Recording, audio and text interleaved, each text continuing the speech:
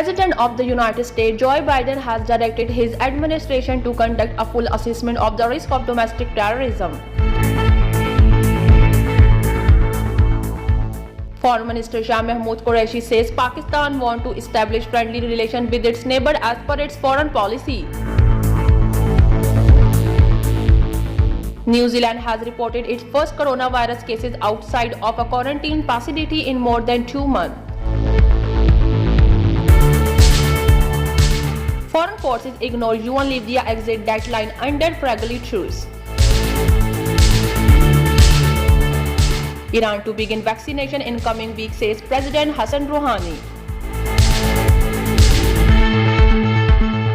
Coronavirus pandemic forces Jordanian children into labor market.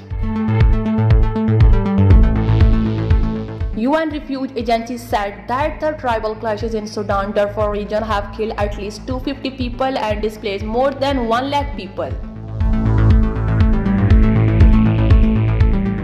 London stock market facing blockbuster IPO year.